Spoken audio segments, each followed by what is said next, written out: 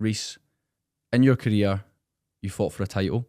You've had many highs, but also a lot of lows. After all of those lows, how have you maintained such a strong level of self-belief? By facing the adversity head on. Brilliant. I like that. I mean, obviously I've listened to a lot of your podcasts, a lot of your content online, and it's, see, when I look through your record, look through everything you've been through, there's just so much, yes, highs, but then obviously constant setbacks almost. And I think it's, when I look at it, if I put myself in that position, I'm like, I don't know how I would respond to that. So what are the learnings you've took away from these things? Oh, honestly, I could be here for days and writing all the lessons that each individual lesson or setback or bit of adversity has taught me about myself as a person. And I think it's also important to touch on what it's taught me as an athlete. But I think at the time, anytime a setback happens, or we'll call it adversity happens, initially you're going to have a lot of emotion behind that. It's going to be emotionally hard, and at the time it's probably going to feel like the end of the world. But I think there's a logical part of your brain that tells you that this will make sense one day. So you can't control what happened, no matter whatever it may be. It's happened now. It's done. It's essentially in the past. But what we can control is how we respond to it. And you've got two pathways, in my opinion. You either let that fuel you, which I always go for, or you let it break you. And ultimately, you've got to look at these lessons. And even the high moments, you've got to take the emotion out of it, objectively look at what just happened, and you can control how you respond to it. So that's just what I do every time I'm faced with a setback. So powerful, man.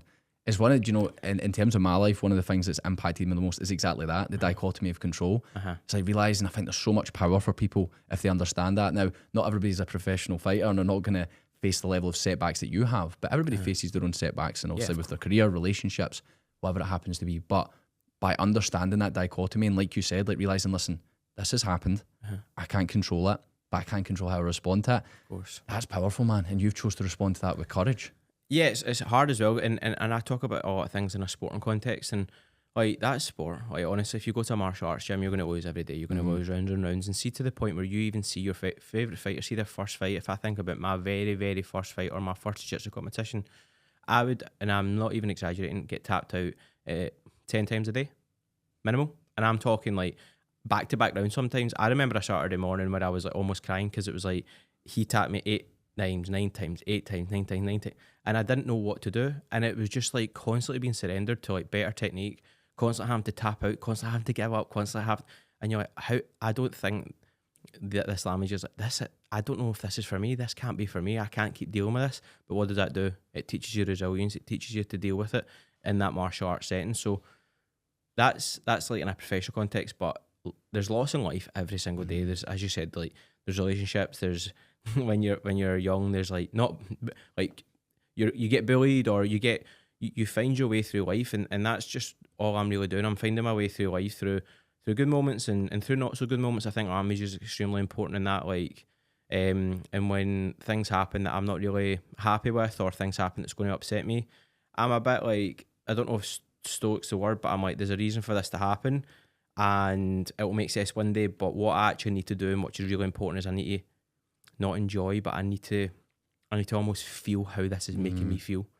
Yeah. How upset is this making me feel? Like when I lost my first amateur fight, I was looking about like, I need to take this in because I don't want to feel this way again. Yeah. You know? Yeah. Again, powerful, man. That's the exact way that stoic is the word. Like it's often a word that's misinterpreted because people look at stoic as like emotionless, but it's not. It's just understanding your emotions and getting in control of them. And obviously just the way you're looking at that, the Stoics would call that indifference. So if you look at a situation and you're like, so like this has happened to me, I've lost, okay? But you don't say, oh, this is bad, this is terrible, because it's not. Like that is just your opinion of it. The event was, you lost. That was it. You lost by decision, whatever. That is the event itself. How you respond to that is up to you. You can look at it, which you do, and that's something I've been so impressed by. You look at these things as like learning. Like I've learned from this. Like when you spoke about obviously your title fight, 15 minutes of experience, or 25 minutes of experience. It's like when you speak about this, it's like that's such an optimistic way to look at it, and that's the everybody has that choice. Yeah, I think like as well, like losses, setbacks, whatever, however you want to word it, right? I'm going to talk about a sporting context, but it creates clarity. You know, and for me, like in a martial arts settings, I think that's really important and that's really optimistic, because what does the clarity lead to then? It leads to learning. So if I fight, an opponent, he has bettered me that night somehow, some way. Okay, is it through something that I can't control, like a decision that I don't agree with, someone else doesn't agree with? But ultimately, I put myself in that case to get judged off three judges, and I'm not actually singling out a fight. I'm just saying for a situation, I cannot control what they decide on that night. But what I can control is the next time that I do that, I need to make sure my strategy's better. I need to make sure that easier said than done, that I maybe don't leave it in the hands and I make it decisively. If I'm referring to like losing by a split decision, I would have been upset if I won by split decision because there was one judge, one person that was deciding that was actually really, really close. And that's not what I'm doing it to fight. I'm not doing it to be like, oh, you used to put on a fantastic performance. I don't care about that. I want to be like, display my skills on set to be like, that was a fantastic performance. Reece McEwan's a very skilled athlete, very skilled MMA fighter. So for me, when it comes to these losses or these setbacks, it creates clarity and then it creates openness, and then now you've got something new to focus on and move on from. Yeah. That's a mindset as well. That's because you're choosing to look at it that way, which is the right way. You're leading with indifference, and then you're choosing to see that as a growth opportunity. Coming back to the self-belief point, so I've got this kind of definition of self-belief, right? Because it says self-belief is internal conviction that one can succeed, learn, and overcome challenges. And it's about believing in your ability to do whatever you set your mind to. Now, when you look at also your career, you've had a few setbacks, whether that be the very few losses that you've had, or injuries, obviously with the last fight, which we'll get onto. But yet you've still got this belief, this internal belief. It's not from anyone else. It's you internally. You're like, no, I am going to be champion. I'm going to get to where I want to be. How do you think you've cultivated that over these years? So I would say like I would have like one outlook on it is that I'm going to vocalize, and I've said this from the very beginning, I'm going to vocalize what I want to achieve in this sport and what I really want to achieve in my life. But obviously in a sporting context, like that's more like that's the space, like what we're specifying. And I'm going to go out and say this is exactly what I want to do. And I'm going to go out and give it my absolute all. And my internal belief is that I am good enough to achieve that. And I've got the hard work to back that up. And if I don't achieve it, because such is life, such is sport, there's so many factors that could throw you off. I will look back on my career one night and be like, you done everything you could in your power to achieve what you set out to achieve. And you should be so proud of how you applied yourself. And very early on when I would say these things, looking back, I'm like, boy, was I deluded. I didn't appreciate how much is into it. Now that I'm maybe here, like almost like kind of touching around like the grey area where you're in a major promotion and you're not quite where you've said that you want to be, but where's the time limit on it? I'm still on that path. Like, of course I am. But for me, when you hear like external voices saying like, don't say that. What happens if it doesn't happen? What happens, like that? Well, do you know what? I was brave enough to put my opinion out there, put my beliefs out there, back it up with hard work. And if it doesn't happen for whatever reason, was it not good enough? I'll put my hands up and say I was not good enough to do that. But I gave them all. Yeah. So that's like my approach from vocalising my self-belief. Great approach. I think it's I've been nervous of that in the past because when you do vocalise your beliefs and what you believe you're going to achieve, you put yourself obviously open to scrutiny, of course. Self-doubt, external doubt and all these things. But the way you explained it there was great. It's like you're not saying like, the timeline part was super important. It's like you're not saying I'm going to do it at this time. It's going to happen. Of course. That is where all my time and effort is going. Yeah. And of course, because the thing is, we never know the path there. We know where we want to be, but the path could be different. It's like you might lose your next fight, you might win your next three, and then lose. We never know. No. But it's the belief in that, no, I am going to get there. So every single day, I focus on pushing towards that. And you need to be careful what you ask the universe for, right? And talk about law of attraction and belief systems. And if I say to the say right, okay, well, I'm actually going to go back to like goal setting in a wee second, but like, right, I want to be Cage Warriors World Champion, and I want to sign for the UFC. I want to fight in Cage Warriors. I want to be one of the best fighters in Europe, one of the best fighters in the world. This is what I want. So the way I see it is like when I lost those two back-to-back losses, it was like the coping mechanism that I got through, rightly or wrongly, but it helped me. It was like, well, if I really want to achieve that, then it's Jesus as the universe being like, deal with this then. And if you can't deal with that, you don't deserve that. Going way back to like a smaller scale in 2017, I won my first amateur title, and I was a bit overwhelmed, like going out in my local town because people were kind of recognising me. And I live in a small town, right? Everyone knows everyone. But at that point, it was like, who is this person who come and say, well done on your last fight? Or should you be out tonight? Should you be eating this? Should you, like, And it was a wee bit overwhelming, to be honest. And for like 6-7 months, I would say to my girlfriend, who's my fiance at the time, like, I don't want to go out. Like, it's a bit overwhelming for me. And then there was one night I said to her, we're going out tonight. Like, we're not big drinkers or anything. She's like, no, but what about people? Like, no, we're going out because if I can't handle this today, I don't deserve to get what I'm aiming for in the future. And then in goal setting, like, when I was fighting for the title, I was like reflecting on loads of notes because I take loads of notes, journal and stuff. And it was like a 5-year goal. What I want to achieve in the next 5 years, and it was like this. So this at this moment in time, it was 2023, and it was like buy a house, like sign to Cage Warriors, have like a business with my name on it, have a t-shirt with my name on it. So such weird goals, but I was like 5 years time. That if I achieve that in 5 years time, I will be succeeding in life. Thinking that's a million miles away, and in theory, I'd done it all in 2 years. And when I look back, I'm like, I need to make bigger goals, but it just shows you that it showed me that okay, then that self-belief like does pay off. Like if I never wrote that down, I would never have anything to reflect on. So vocalize what you think, you know, like what's the worst that can happen? Yeah. It's an interesting point you make there about the way that we respond to the path. So when you're shown this path and most people think that, oh, something bad's happened, oh, it's not meant to be. It's not that at all. I always remember, I can't remember, it's a Morgan Freeman. It might actually be forget the film, Evan Almighty. That's exactly what it is. Morgan Freeman. It's funny what you take inspiration from. It is, but it's a great quote. I don't remember it off the top of my head, but he basically says it's like, if you pray for patience, God will test your patience. If you pray for discipline, he will give you opportunities to be disciplined. It's like all of these things, we should see them as opportunities. Like I used to have this, and I still do have this vision of the type of man that I want to be. Yeah. But years ago, I used to look at it and I used to be like, I want to be disciplined. I want to be consistent. And then in the days when I didn't feel like doing something, I'm like, oh no, it's too difficult to do it. I started to cultivate this attitude that, oh wait, no, this is the test. This is the opportunity. If you want to be disciplined, you have to do things that require discipline. That's how you build it. It's like you want to be consistent, there are going to be roadblocks that you have to persist through.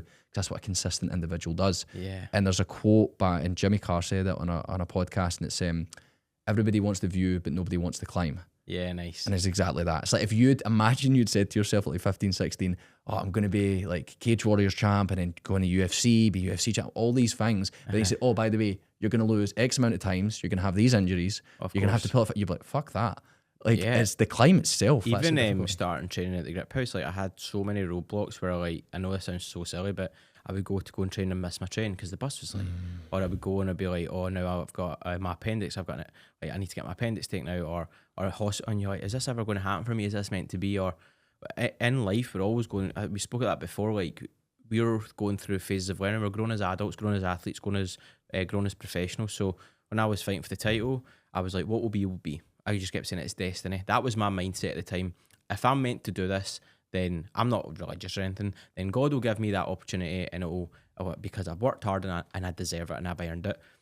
And then I evolve from that and I go, right, okay, not that never worked, but that took me to a certain point. So what is my next phase? Like, what is my next phase of learning? What is my next approach? And we talk about current today, it's like being present and just, there's a next level to achieve in life. Stop trying to kick the door down when there's a handle there. Just open the door, just let it be free, and let that next level come to you, you know, and just be in a flow state in life as you are in the mats. Yeah, I like that a lot. So, you mentioned presence there, like being present. What is that something you're battling with, you're working on?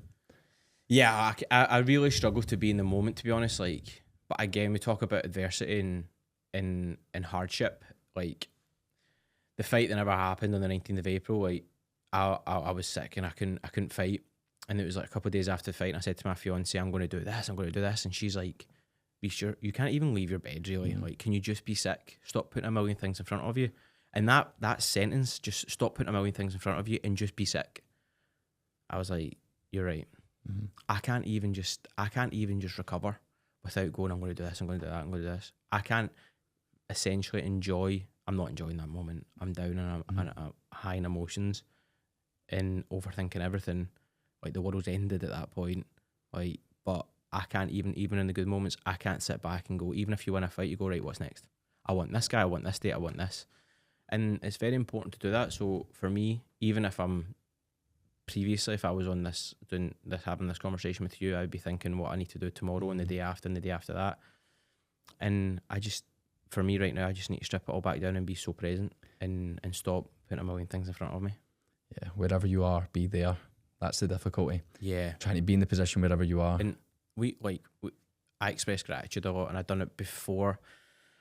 I express gratitude, and I would apply, how do you say it? Apply the law of attraction before knowing what it was. So then I thought, I read Dan Carter's Art of Winning book, and I really resonated with that book. I thought, wow, the timing of this book is perfect. It was just after my 7th professional win. I was in Greece with Christy, my fiance, and I thought this book is, I was like, it's like I'm reading myself and Dan Carter. He's one of the best of all time rugby players.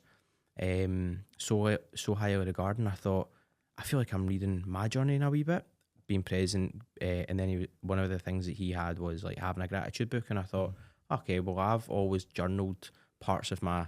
This is where the deluded mindset comes. Like when I started my martial arts journey, I had like a note on my phone. I said, I'm going to note all the wee things that one day will just be part of my life that I might take for granted. So I need to note it, whether it be I had a friend that would pay for personal training sessions or a coach that gave me so much free time. I've got a note of that on my phone, so I never forgot what people done for me. Or the first time somebody would come up and say, well done in your last fight. You know, like things that maybe happened that are so common now. So when I got my gratitude book and I was journaling and doing a lot of that, but the last few months I don't journal anymore, because I felt that what is your strength becomes overused and just becomes a part of your, thanks for that compliment, I better know that down, I'm grateful for this. I'm not actually living in the moment. Little things that, like, one of my burnt journal was like little things that made your day or positive affirmations, and I'm like, I don't know if I'm actually doing that because I feel it or am I forcing that? And I couldn't read between the lines, and I thought, I'm just going to be in a flow state of mind. Yeah. And if it's real important, then yeah, I will note it. Stop doing a lot of couple like note taking after training and stuff, which is, I'm not saying don't do it. I'm just saying that I was so much like, I need to note everything. Yeah. I just need to be in the moment. Yeah. It's interesting, man. I've spoke to a lot of people recently about this, in the sense of, with journaling, like you make it a requirement almost, and it becomes less effective because it's forced. Like I journal maybe once a week, once every 2 weeks. I do lots of different journal. I will write on my journal. I will write when I feel like I need it. If something's happened and I want to dissect it, I will journal about it. I have a gratitude journal I do every single day. 3 things. It's one of the most life-changing habits I've ever went through. It's so good though, isn't it? Oh, it's incredible. And it's like, because there's this quote I heard once and it's brilliant, is gratitude is the antidote to unrealistic expectations. I've heard that. And it's like, because people have all these false expectations of how life is meant to be. Everybody's meant to be kind to you. Everybody's going to hold the door open for you. You're going to get everything you ever want.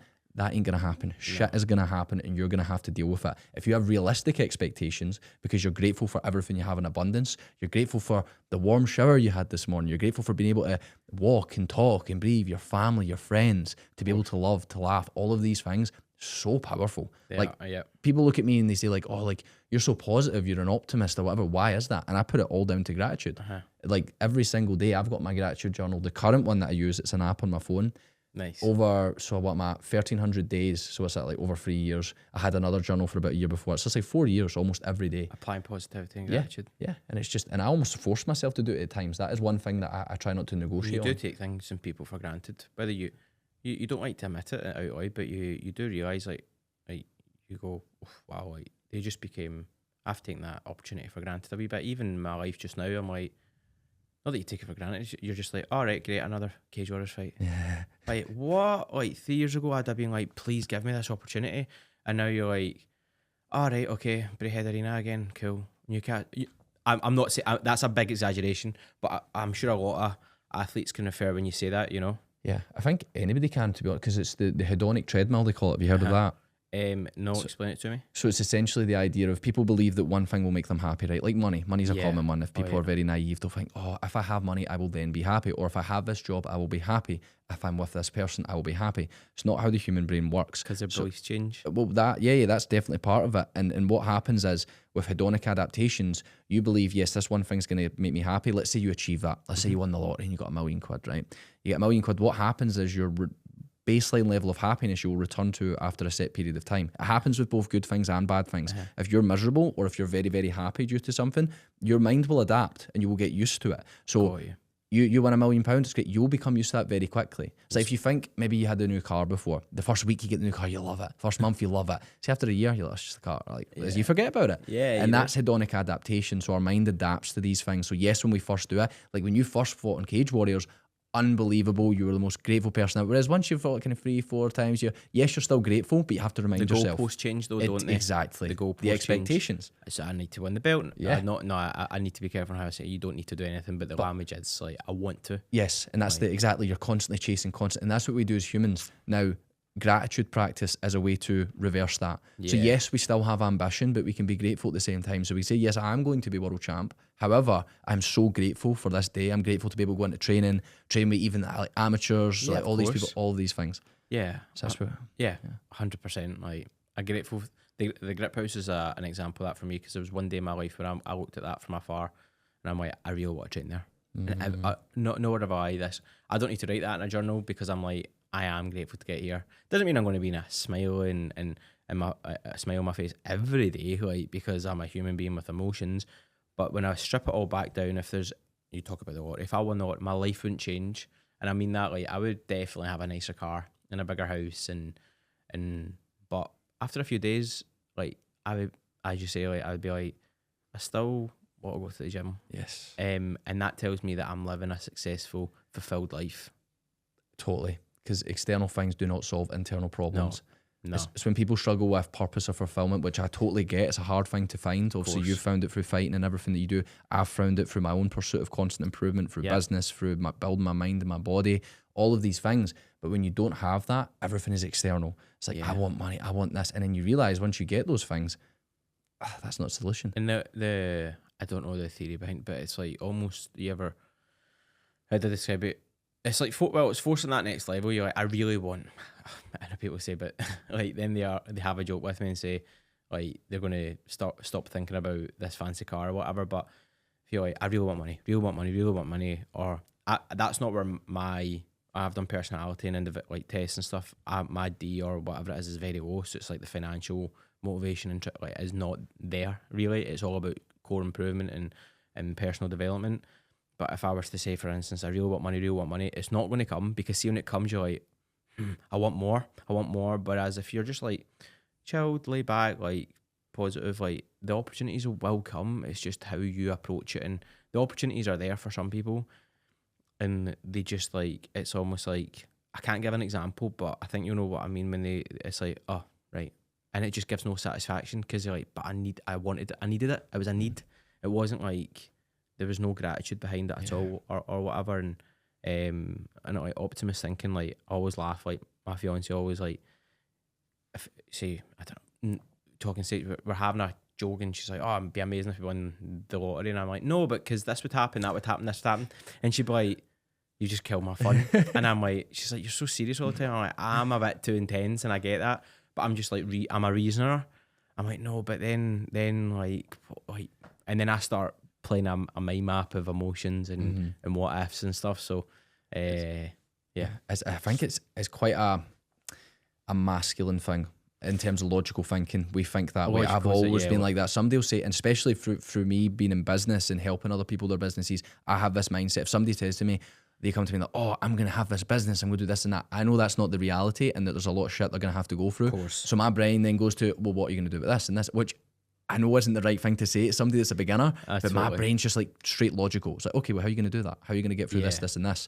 And then obviously, and like you said, like with your girlfriend, your fiance, sorry, like it's like, oh, for fuck's sake, you just killed the mood. I know, there, she's like, we had to have a bit of a laugh, and I'm like, sorry, I'm like that. And then, but it's the same like in martial arts, like if you're out in the streets and I see an altercation and an encounter, the last thing I want to do, see if I see someone that's like almost like squaring up to me, looking for a reaction, I'll happily look away and not give them the satisfaction that they want, because I always think like, what is going to come from that? Like, and I know like, so anytime that's happened before, the person doesn't know, and someone would be like, mate, does he know he's messing with? And I'm like, what does that solve though?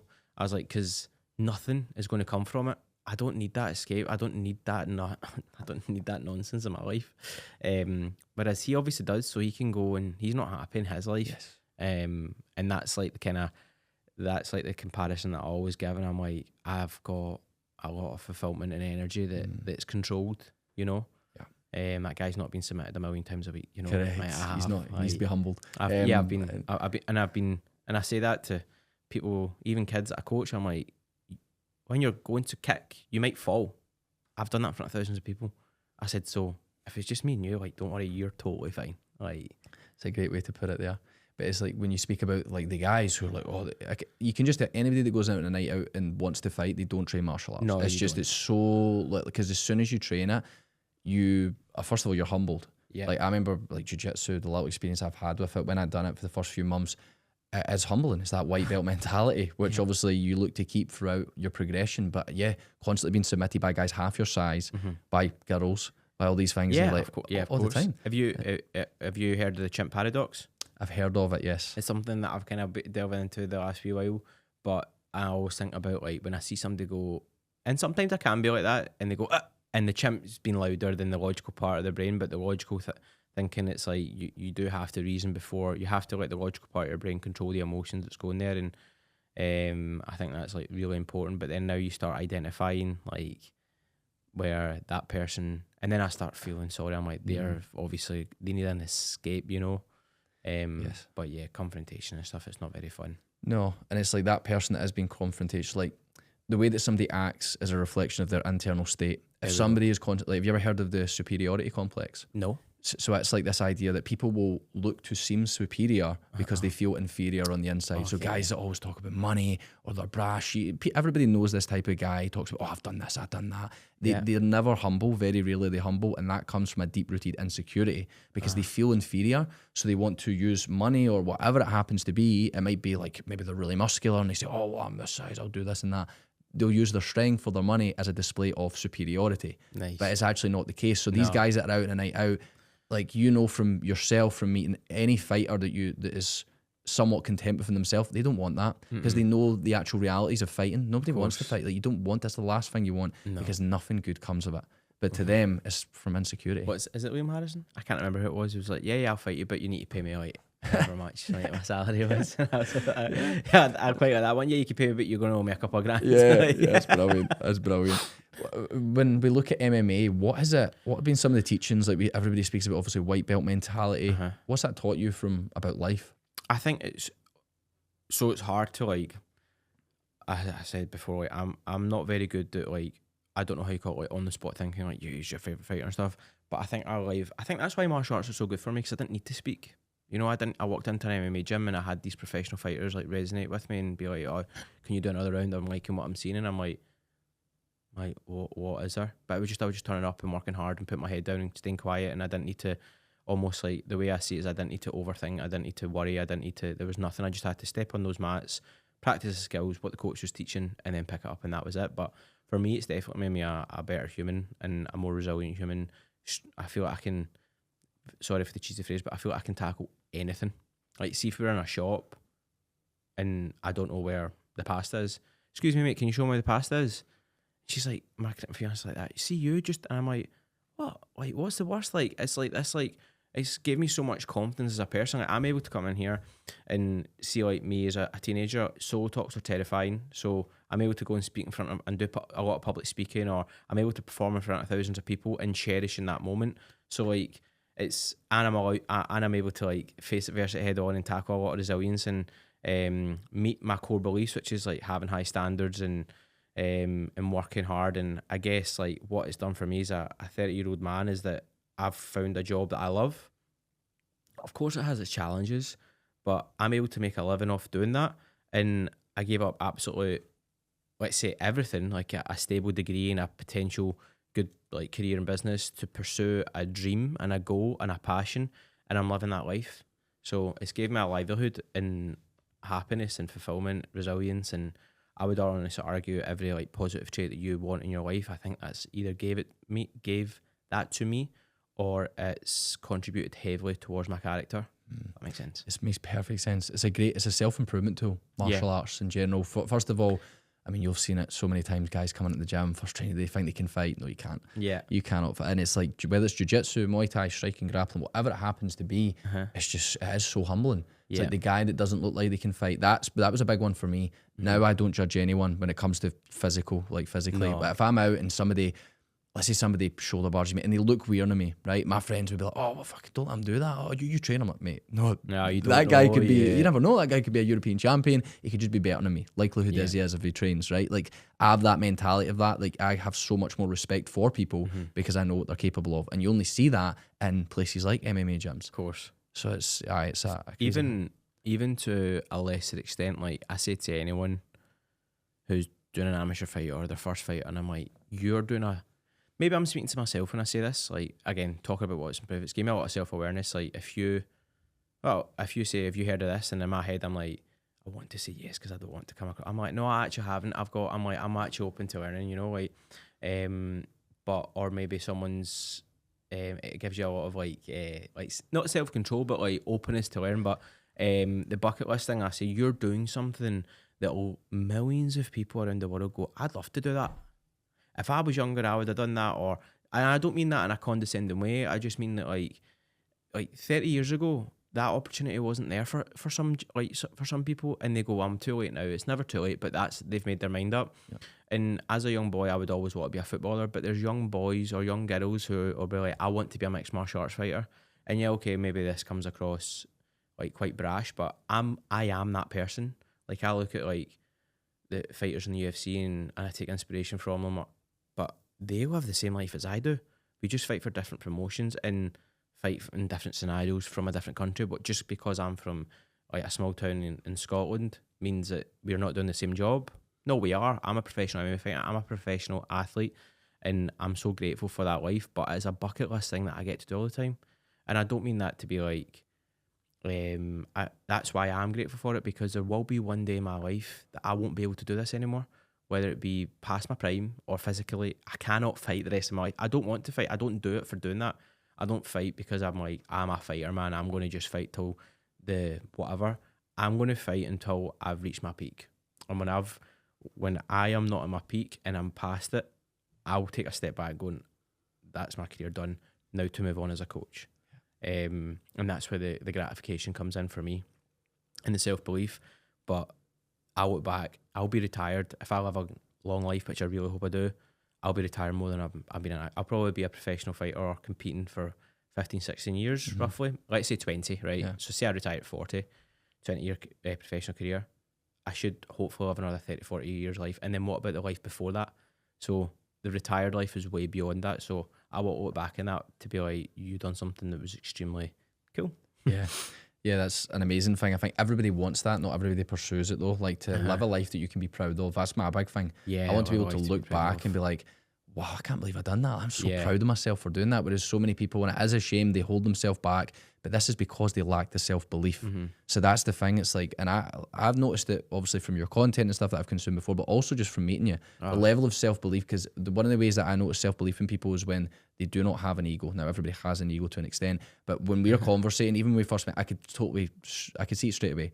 Also, I had a huge ego. No. Enormous, mate. Biggest I've ever. No. But literally that, like, there's just no ego there.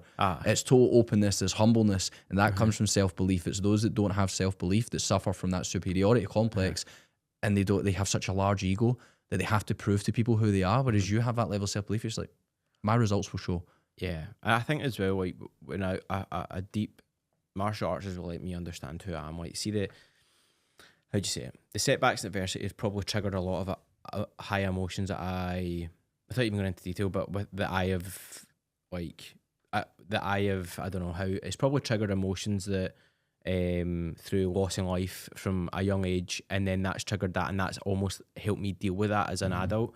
But like the point that I was making when I'm fighting, and this is what when I think when an athlete says this, so focus on the controllables, don't focus on the uncontrollables, right? That's great. But it's going to take you a long time to actually believe that, because if you learn a new language, it's going to take you a long time for that language to. If you learn a new technique, yes, you're aware of it, but how do you practice it? So there was like moments where I'm like, I don't care about the opponent. It's not about the opponent, it's about me. And there was a fight the night before the fight where I was like, I actually don't care about the opponent. It clicked. I'm like, this is about me. Like, so when I go to fight, I'm so upset, and I do take it so hard, because I'm like, how did I get beat? Like, what could I have done better? And it's all about me. It's not about them. It's not about anyone, what they think. When I'm in that room or I'm in that cage myself, you could take my phone away, you could take everybody away, and nobody's opinion is going to make me feel better. That tells me that's an internal conversation. At the same time, as much as it's nice, the support when I win, like, the comments don't make me feel better, because it's like nothing external can defeat the internal, and it can maybe like rub the wounds as such, as you say, or it can maybe escalate the feeling. But that's just like being in the moment. But the actual internal dialogue that you're having with myself is like my high standards and my self belief. It was almost it's almost been triggered. Yeah. So why is that being? That's the chimp paradox. So why is that being triggered? So then that's why the chimp's like, oh, I need to be all sad. I need to be all, because my core belief of the logical part of the brain's been attacked, but because somebody's bettered you. So I'm like, well, that's where the clarity and then the logical part, and then somehow, I don't know how I'm explaining this, but then it comes full circle. Then you move on to the next one. So you speak about the losses or the fight that never happened the 19th of April. First few times when I was like speaking to people about it, when I like got better and stuff, I'd be like, I don't want to talk about it. And I'm like, what does that solve though? What does that solve? I need to talk about it. And now I'm like, that's in the past. Like, we've got to move on. I'm not driving in reverse. Like, I'm driving on, like putting the car on, foot down, accelerator on, and there's no brake pads on this one. So that's kind of my thought process. Yeah. I want to delve into that because obviously me and you spoke off camera about this, like the amount of different hardships you've been through, the amount of things that have happened throughout your career, especially as a fighter, and this isn't even really taken into account things out with your professional career, because obviously personal issues, they'll obviously impact it, but from a professional standpoint, obviously if I had to list off just a few of them, there was the part of obviously third amateur fight. After you won it, you were in hospital, you couldn't train for 5 weeks. There was obviously after your professional debut, we went straight into the pandemic, things like this. 2 weeks later, you couldn't walk after your Cage Warriors debut with the bursitis. Obviously the title fight. One of the things I'm really interested to know about was the last fight. In terms of the illness, talk to me a wee bit about that. Obviously, first of all, what happened and how did you feel after it? I think like the big learning curve for me is like how I see it in my brain looking back is like, you've got this big jigsaw puzzle and you've just filled it all in. Honestly, like the most impossible jigsaw ever, and you've just got this wee bit and you're about to put that in, and somebody just goes and wipes it away. But like, yeah, the night before the weigh, like the night of the weigh-in, the night before the fight, I just felt horrific. And I thought, I don't know, maybe it's just like, is it food sweats or something? Whatever it may be. I was like, I need to go for half an hour nap, and then see from like 8 o'clock on the Friday night up until maybe, let's just say, obviously, well, for a couple of weeks, but let's just say up until maybe 5 o'clock the next night, which would be in fight day, I was just like horrendously ill. Like, I've never spewed so much. I'm not a spewer. I've never spewed so much in my life from 8 o'clock in the night till like 4 in the morning. Having fever dreams, just so like delusional. And I can look back and say, but like at 4 in the morning, I made a bed in my bathroom to like just sleep in my bathroom, to be like, I can't get up, I've got no energy, I'm sweating. And I was having all these dreams that I was late for my fight, late for the venue. And I texted my coach Dean to be like, how I was feeling. Like, mate, I've been up all night, whatever. I went back to my bed, and then I thought, what happens if I wake up and I feel better? He doesn't need to know this. So I deleted the text, and he's texted me at 7 in the morning going, are you good? I'm like, no, and I've told him. He's come down to my house.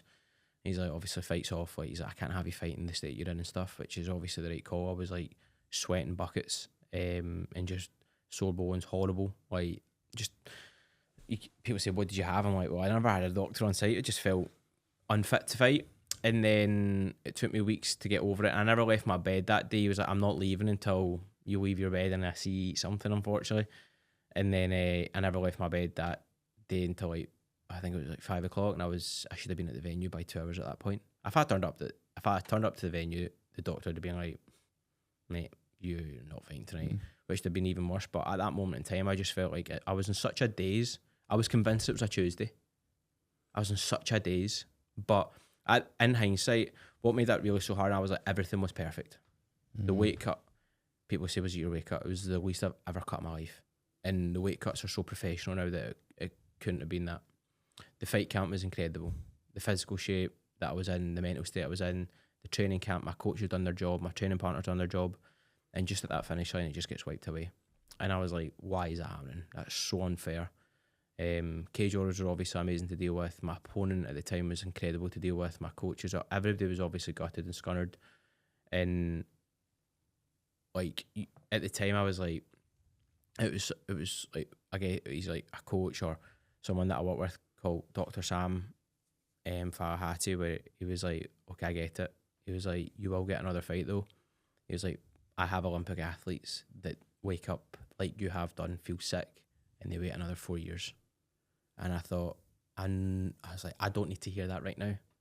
But later on, when I got better and stuff, I was like, that kind of puts it into perspective. Had a few days of like feeling sorry for myself and being upset and like feeling just empty. And then I was like, right, this is what I'm going to do. I need to be careful how I say this, because I have never truly hit rock bottom in life, and I don't ever know what that feels like. But I feel like, when we're training and your heart rate goes to the max and that wee anaerobic zone and then it comes back out, I feel like these wee bits of adversity, you almost like dip your toes in a bit, what rock bottom could be.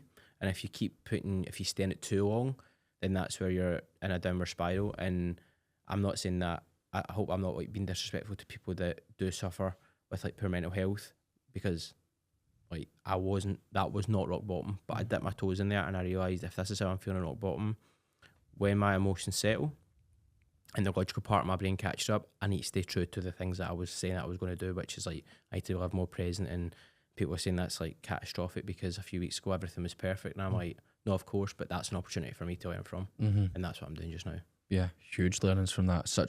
Even the way you described it there, man, I was putting myself in that situation. I straight away went to like, obviously when you pull out the fight, my brain would be like, oh, what's everybody going to think of me? They're going to question this, they're going to question that. Obviously, almost like self-doubt, so the opposite of self-belief. Yeah. But I mean, one of the ways we build self-belief is by experiencing moments of self-doubt and then coming out the other end of it, which it looks like that's what it done for you. Yeah, I think like loads of people who got in touch, like even cage warriors, are like, they'll be like, oh mate, if you are not, and if we know who you're like, you're like a fighter, like it's not like you woke up and you just decided, like, I'm like, these thoughts don't even cross your mind, because you're like, who in their right mind would honestly get to the finish line and be like, by the way, I'm just not doing this today. Like, if I have fought injured and I've fought compromised before, because you're in a mental state of, no matter what, I don't need this like to win this fight. Sometimes you're fine, and sometimes it doesn't pay off. That's just the fight game. But this one was different. I was like, this is a time when Dean went, yeah, you're not fighting. And I'm like, I agree. And I'm like, when you know that yourself, I'm like, okay, that's not. And my opponent at the time was amazing. It was like, God had a different plan today. And I put myself in his shoes. I'm like, imagine I got that news, I would be devastated. But it's done now. There's nothing I can do about it, and we're looking forward to the next fight. That's it. Simple as. That's it. That's all you can focus on, because you could stay tied up in that why me attitude, why did that happen, whatever. It's like, in fact, Mark Ewan, when I was speaking to him, he has a great point on this. It's things don't happen to you, they happen for you. Of course. So it's like, the bad that happened to me. It's like, no, this was for me. This is going to benefit me in the future. That happens for a reason. And I think like the last time I pulled out a fight was a staph infection. It was the week before. Again, at the time, I'm like, why is it happening now? Or then I fight, and then the fight later, I'm fighting for the title. It all comes together somehow or some way.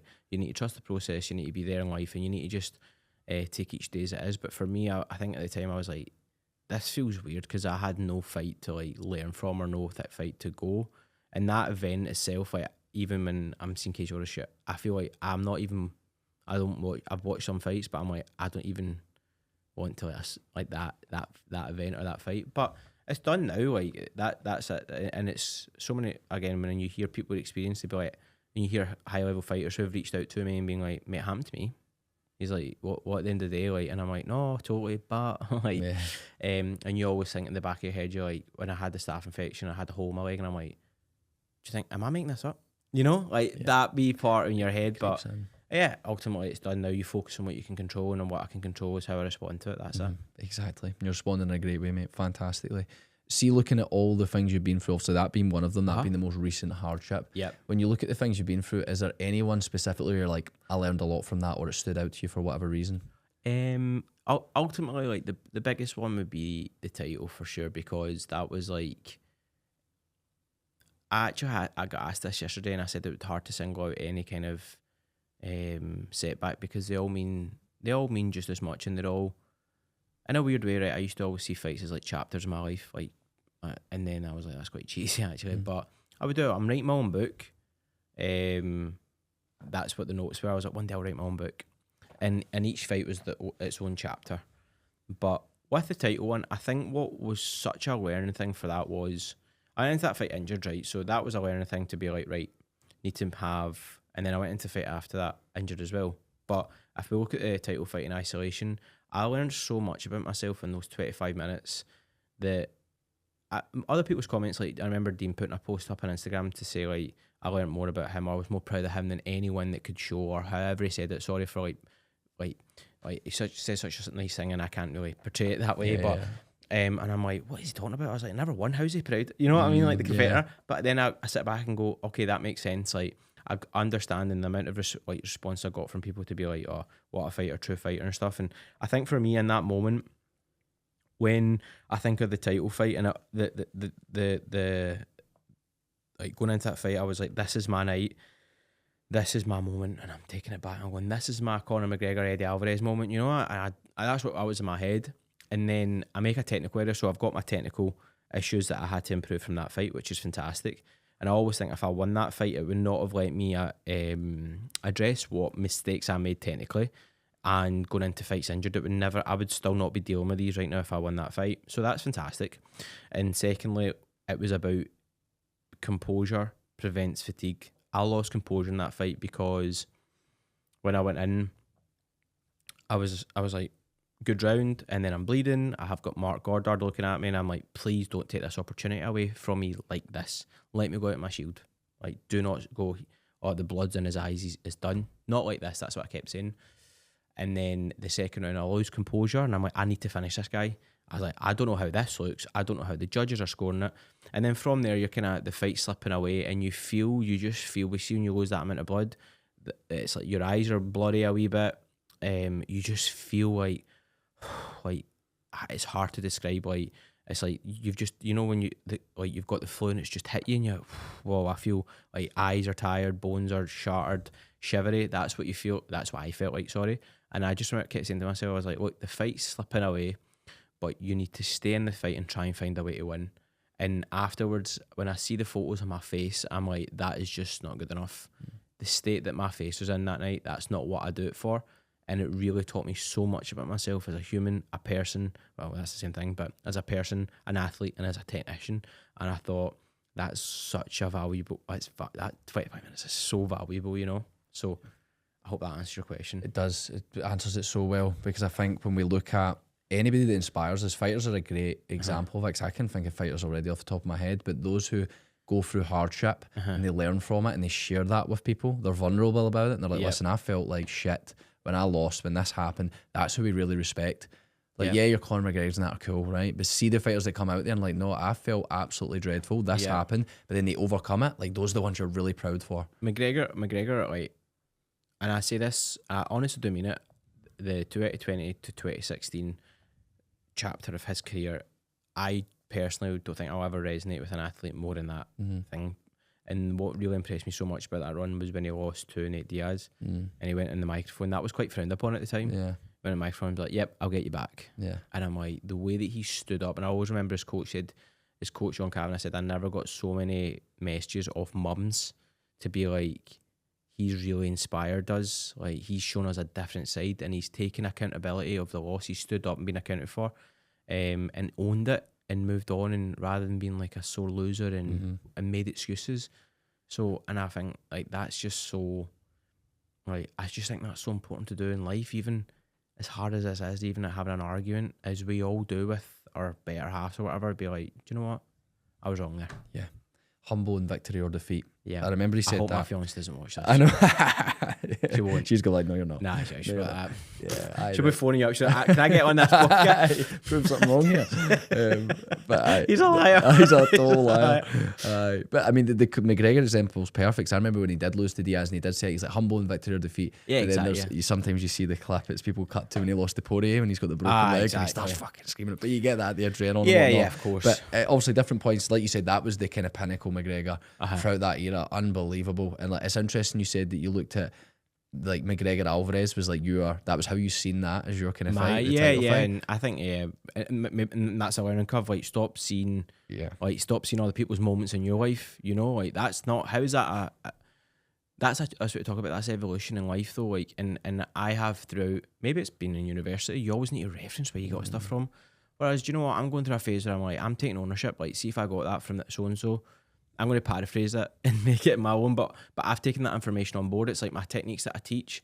yes, like my coaches have taught me, of course, but I've made that my own, and now I pass that on, and I can give examples of my fights. So we'd be here all day if we were like, well, again, everybody's each to their own, but I'm just saying, like, for now, like, I'm just like trying to be me. Yes.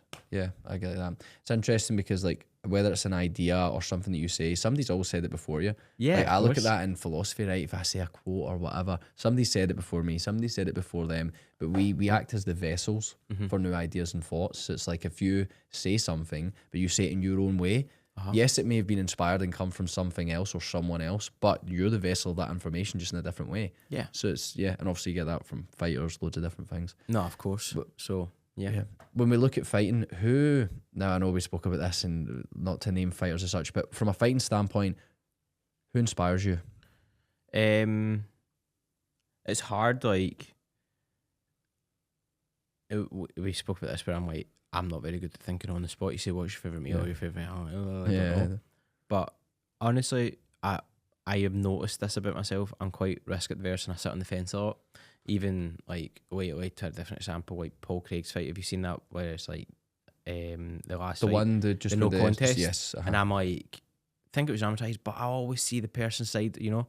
And I'm like, just make a decision. He's like, but for me, like the fighter that inspired me, and I'll just go through history. The fighter that inspired me at the very start was Muhammad Ali. Before I even knew what MMA was, because for me, what attracted to me, what made that him such an attracting, inspirational figure, was the influence that he had on people. He stood up for what he believed in, and I don't know what it was at the time. I was young, but I could honestly be able to rhyme his whole Wikipedia off. And see, at the time, YouTube wasn't what it was now, but I don't know how many pages. I watched every video on YouTube of him, and I was like, when I fight, I'm going to do the Ali Shuffle.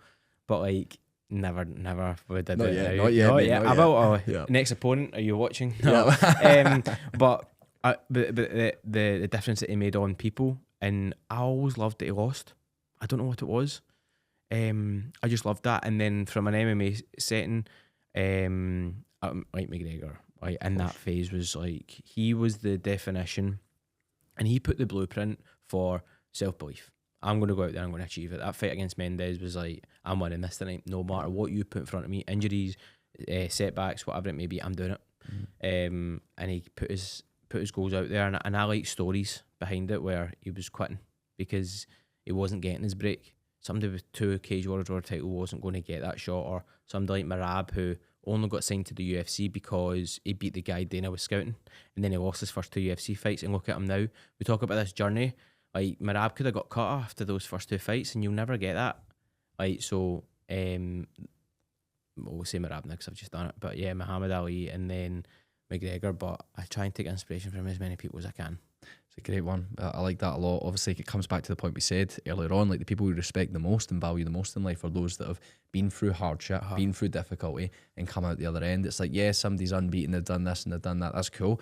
It's struggled. It's hard to relate to that sometimes. Yeah. Whereas when somebody's like, no, like McGregor, when he talks about what he was doing, like, I don't know if he was a labourer or whatever it was he was doing. Plumber or whatever. Yeah, plumber. Yeah, but when he's doing that, it's like, oh, I can relate to it. I've had a normal job.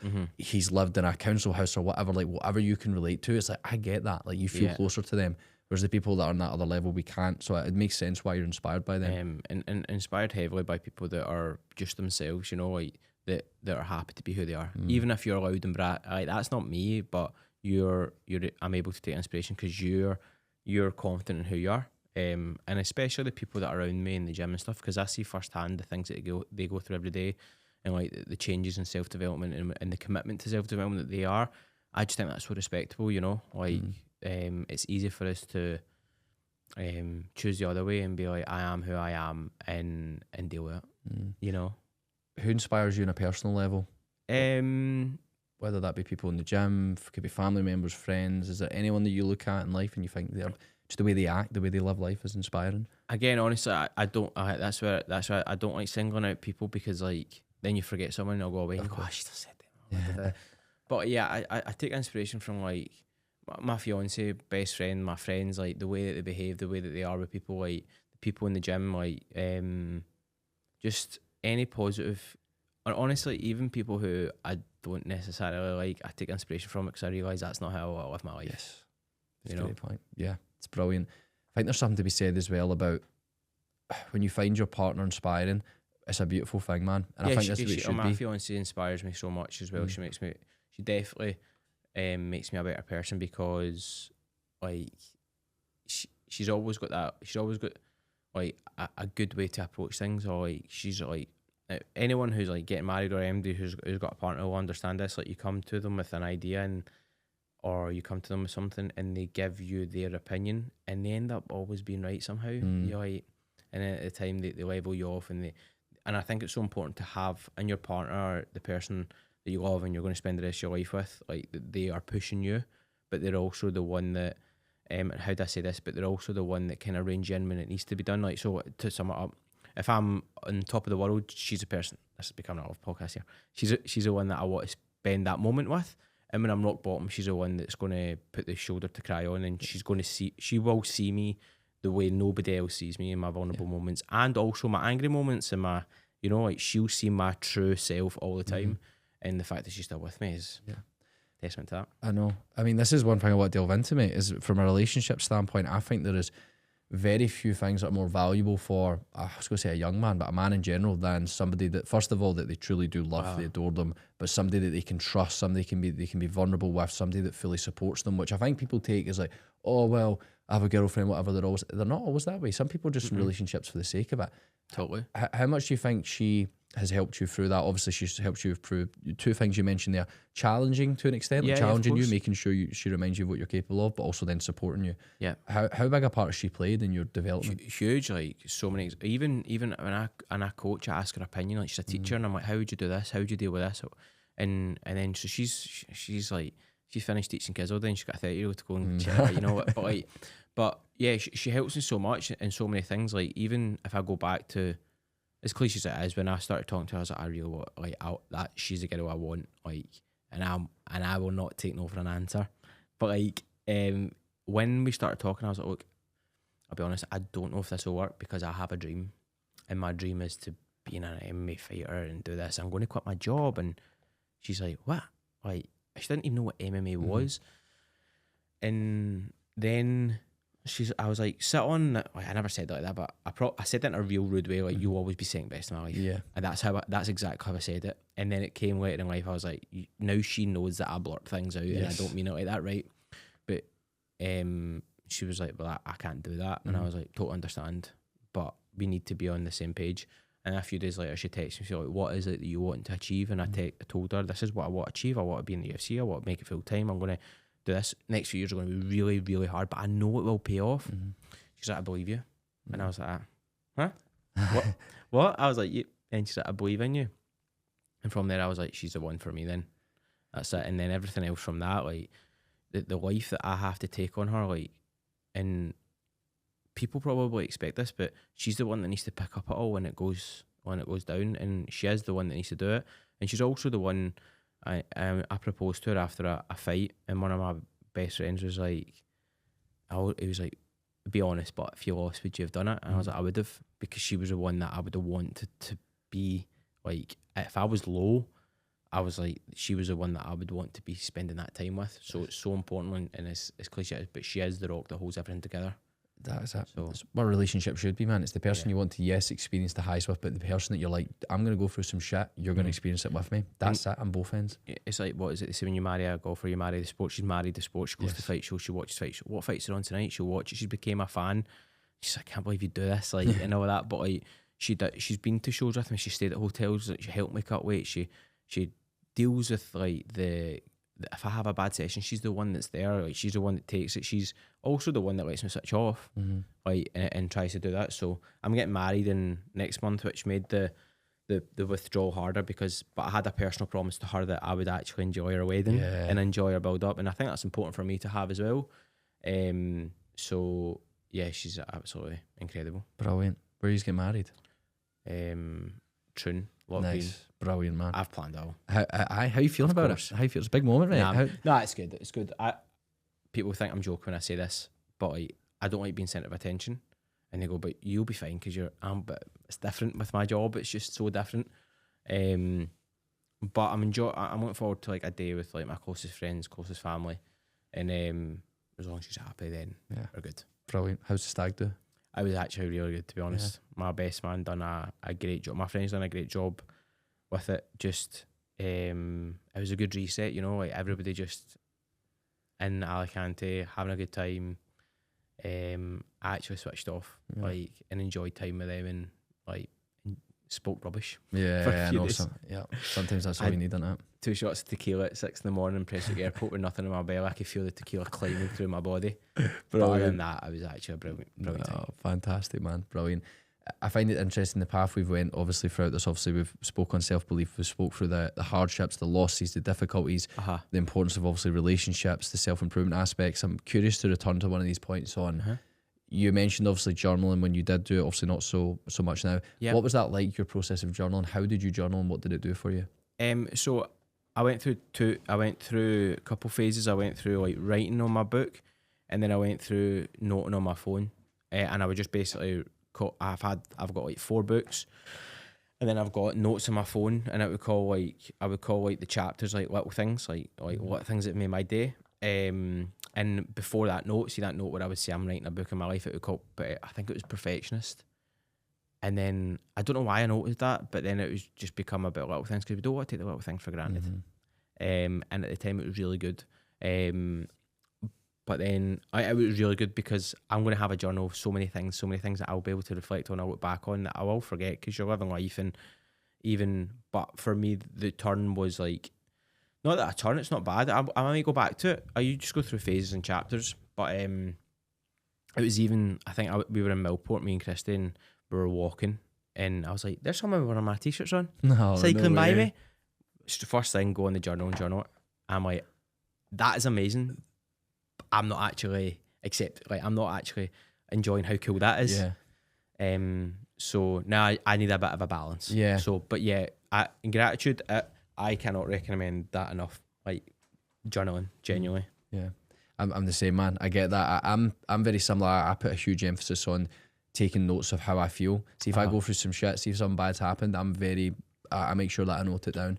I'll wait until the night or whatever, the evening, when I've got time to myself, and I will note it down exactly how I feel, exactly what I've been through, because I know I've been journaling for 5 years now. I've took videos of myself when I was 20 years old, literally in the car, like talking about what I want to do. And it's funny to look back now, but I would talk about how I want to do this. I want to do this with the business. I want to do this with my training. I want to maybe go these places, live here, like all these things. First of all, to see that come to fruition in a much different way than I expected it's amazing. It's beautiful. But it is see, taking note of the hardships and things, it makes you, first of all, grateful. And it makes you realise how far you've come, because you look back and you see that. And also, I vocalise, I'm in the car quite a lot, so if you drive by me, I'm probably talking to myself.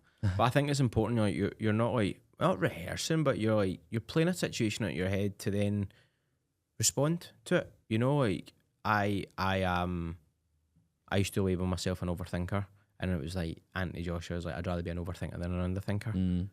We need a balance of everything. Anything, see all the strengths that I've told you that I have, if they're overused, they become weaknesses. Your strengths become your weaknesses. Like, see, like the ego that I used to win a fight, for instance, if I was to not park that ego, I would be a bad person to be around, because it'd be always competitive. I can switch that competitiveness off. But if we talk about like being grateful, I overused that. Myself, I got too obsessed and I overused it a little bit. I'm still so grateful for everything. Like, I'm so grateful to be on this podcast, and it's such an amazing opportunity. The only change that I'm making is I've taken a mental note of that, and I'm actually living in the moment and making the most of it. That's amazing. I love that, man. I think it's a great lesson for anybody that listen that hasn't journaled, because it can feel stupid at first. Like me and you both talk to ourselves all the time, right? And it feels silly at first, but it is. I put down to, like, some people say to me, like, oh, you're quite articulate, or the way you speak's pretty good. That's because you are really good. Thank you, mate. I appreciate that. And a lot of that has come down to, I spoke to myself in the car for hours and hours and hours over the years. I will drive into Glasgow, out of Glasgow, no music, no nothing. I will speak as if I'm talking to you or talking to someone else, or somebody's asking me for advice. And I'll say, right, then I'll talk to them as if I'm responding to them. That's like, these are the things that they pay off in the long term, and gratitude and journaling, they're the same. See, like, and it kind of links into what you're saying about speaking. Like, I'm not, or maybe I'm used to it with practice, but I definitely didn't used to be a good public speaker. Didn't used to, I would crumble under pressure or whatever. Crumble is quite a strong term, but you know what I mean. Yeah, like, no, exactly. The nerves would get the better of me. So you're in a solo talk, and you're like, I forgot to mention that. But two things that stood out for me when you talk about martial arts. So I love how, like, conversations go circle and go back. I was doing a presentation at university, And I was like, my turn, group presentation. I was like, I'm terrified, man. I was like, Reece, you fought. It was my couple of days or weeks, can't remember the timeline. It must have been, I think it was the week after my fight, my debut. You fought in front of 800 people and round the corner in the Lagoon Centre, basically. You can do this. And I pure smashed the presentation. I was like, that's amazing. But then I walked my big sister, down the aisle. I was 21 at the time.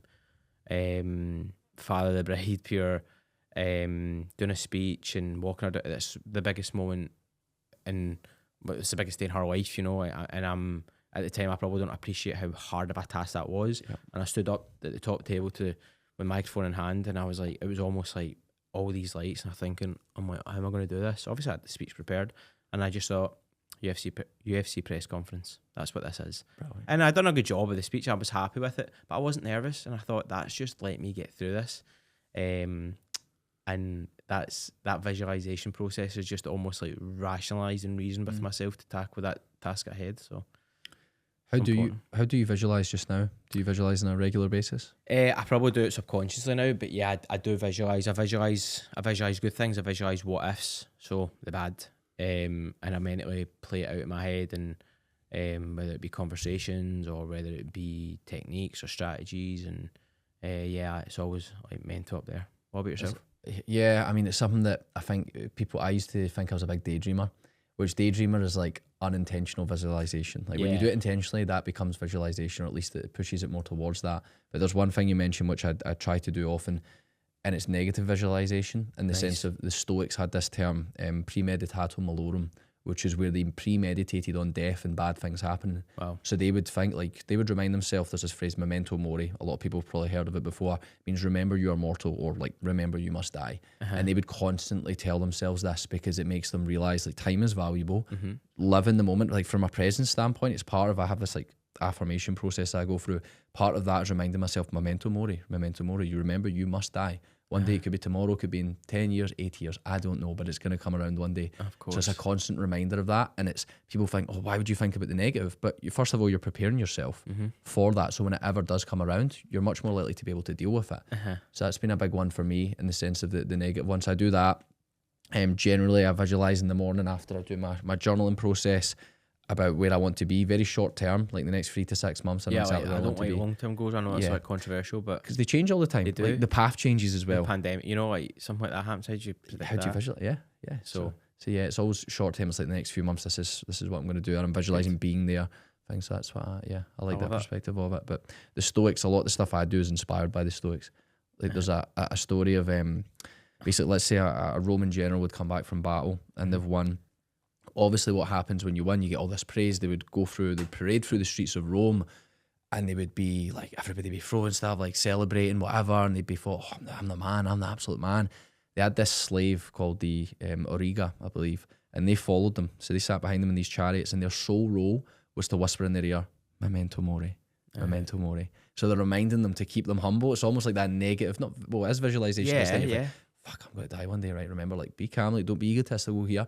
Realize, take in the moment, yes, be present, but remember you must die. It's a powerful one. It is extremely powerful, and it is actually really good. It's like when you say, like, you go back to like manifesting and journaling and being like the title fight made me kind of lose faith, and I'm like, I visualized this for 6 months or like 4 years, 3, whatever it is, and it's not, that's meant to come happen. But it was when someone said to me, someone was like, just not happen today.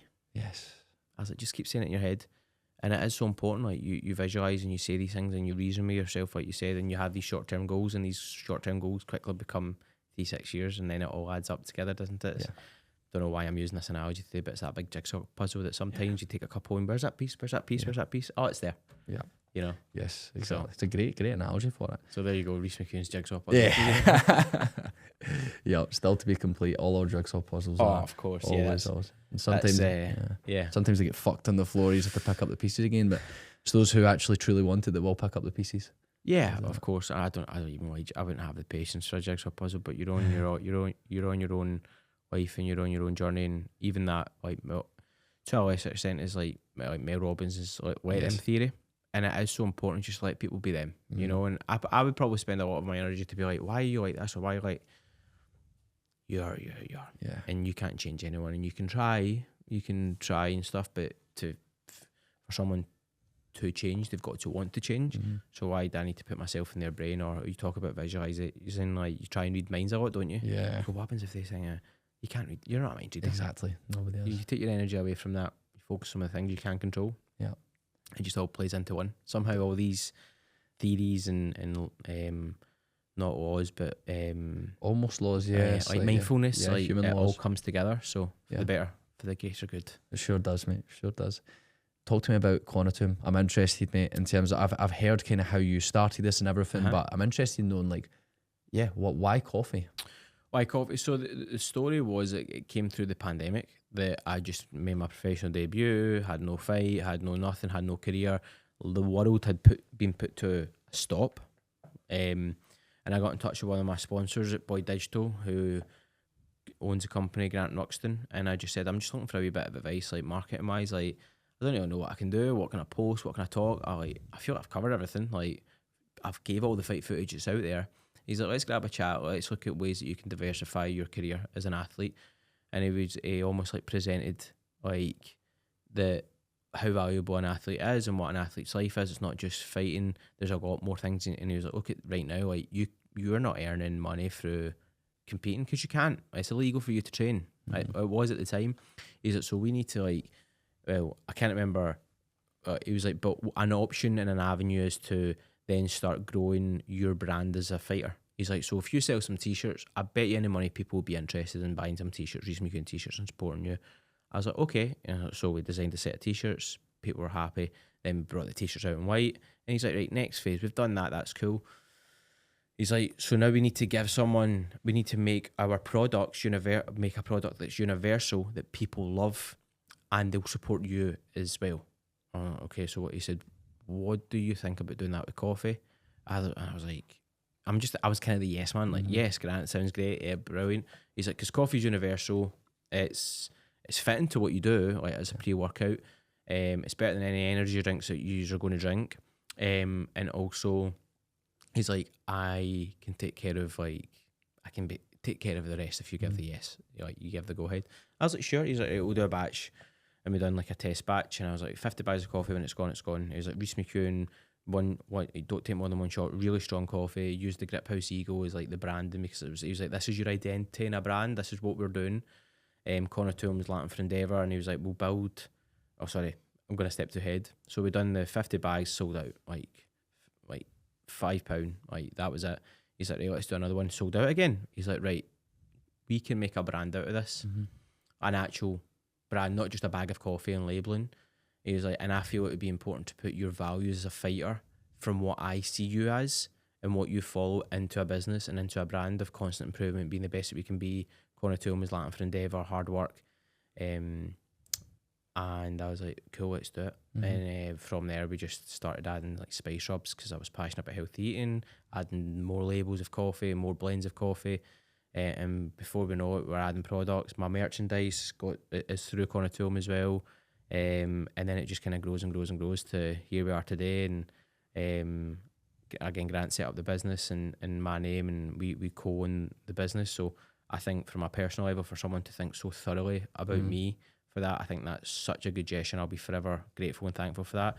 Two, it's such a learning, it's such a good learning experience for me, because I'm able to be in business with someone who's been in business in digital marketing for the last 20 years. I'm learning all the time.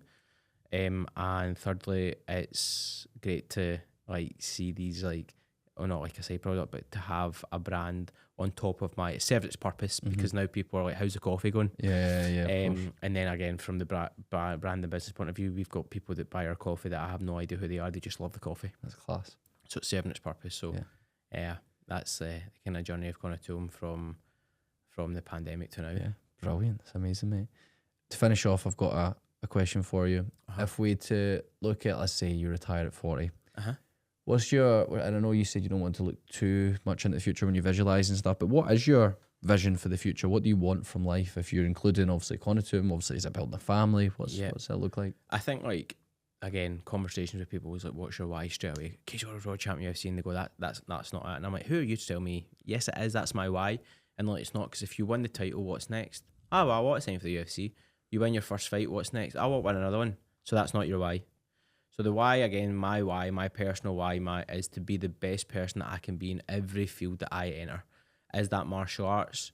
Is that then going to be a coach? Is that hopefully I'm lucky enough to be a dad one day? I want a family. I want to be the best husband, the best father. I want to give my kids, if I'm lucky to have enough, the best life possible, and be a present dad that shares and sees all their moments like in the future. Like that's what the future holds for me. And then what happens in my career, I cannot control these things, but what I can definitely control is how I approach it, and giving my career my all, whether it be in the cage or in the afterlife, and being a coach and giving back to the gym and the coaches and training partners that have helped me to where I am today. Fantastic, man. I love that. It's a perfect summary of everything, mate, in terms of what you want from life. I think it's a beautiful thing to pursue, your own pursuit of constant improvement, both as an athlete, as a husband, which you're going to be very soon, as a family man, and of course as a business owner as well, mate. So yeah, incredible stuff. I'm so excited to see where you take things, mate. You've got a big few months. Obviously, fight coming up in September. September 13th, So again, like talking about a supportive partner, I was like, oh, I've got a fight September 13th, wedding, honeymoon, and she's like, I'm so glad that you got that, and she was just so happy. She's like, and I'm like, brilliant, because usually, like, I don't know, I was just like, how'd you feel like a fight after the wedding and stuff? She's like, perfect, love it, and I'm like, brilliant, like, great. So, an exciting life, exciting few things, and there's going to be plenty of the highs will get higher and the lows will get lower. Of course, but we'll push through every step. Absolutely, and the next time we do this, I'll be this with a big of course, mate. What's this you're saying? Like, but no, so we'll have a prosperous life with a lot of fulfillment. Yeah, it's a beautiful life, brother. Reece McEwan, thank you. Thank you very much. I appreciate that.